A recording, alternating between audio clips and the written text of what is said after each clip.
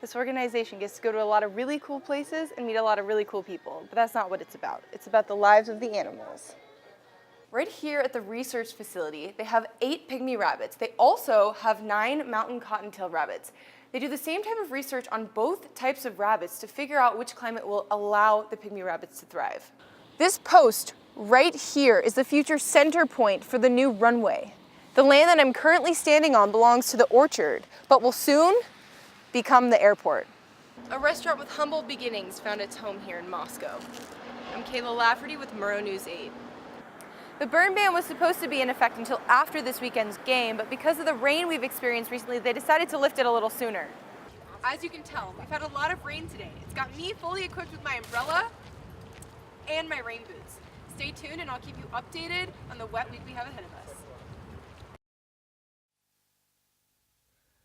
College is meant to be a time in a person's life filled with growth and space to find oneself. But for some, the pain of sexual assault blots that growth. At the time, it didn't make sense because I thought it was someone that cared about me, but... The National Sexual Violence Resource Center says that 1 in 5 women will fall victim to sexual assault while in college, and 8 out of 10 people know the person that assaults them. A WSU student who had the experience of knowing the person that assaulted her chose to share her story with me, but she has asked to remain anonymous. At first, I did not see myself as a victim, but after more education growing up, I guess, realizing that it happens to more people than I thought, I would say I do feel like a victim. Walking alone at night can be a huge fear for students here at WSU. But the university is taking precautions to help reduce that fear, like adding these security lights. A blue light and a button could be the difference between you becoming a victim and your safety. I talked to Pullman police officer Shane Emerson about sexual assault here at WSU and some more preventative measures the university is taking. I think, especially with the Green Dot program and awareness that WSU has students go through, there's kids are more aware of what happened, right? I didn't want to do this, but I was drunk. Now they realize that's not my fault, and they need to report that. I asked Officer Emerson what he thinks the reason is behind the number of sexual assaults at WSU.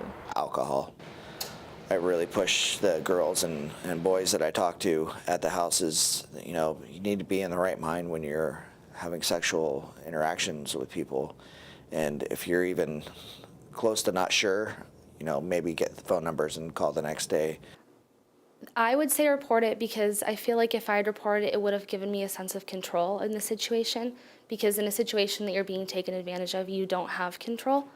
So reporting it, doing something for yourself. If you or someone you know is the victim of sexual assault and wants help, visit www.council.wsu.edu/sexualassault for resources. I'm Kaila Lafferty for Murrow News 8. These seemingly endless wheat fields are beautiful, but for some, the picture is shattered by the reality of celiac disease.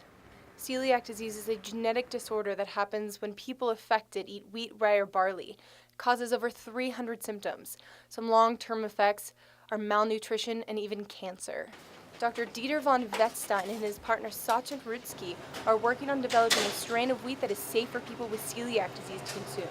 We have made mutations that are providing resistance to the celiac disease. I will say is the better diagnosis methods. It used to be called India, China are free of celiac disease.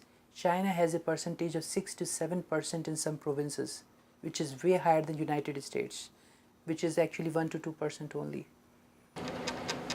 They create genetically modified strands of wheat in a lab and bring them to a greenhouse to grow. This wheat right here has been genetically modified to contain 75% less gluten than your typical strand of wheat. When I compare it to this regular strand of wheat, you can't tell the difference. I asked the researchers what brought them to wheat research.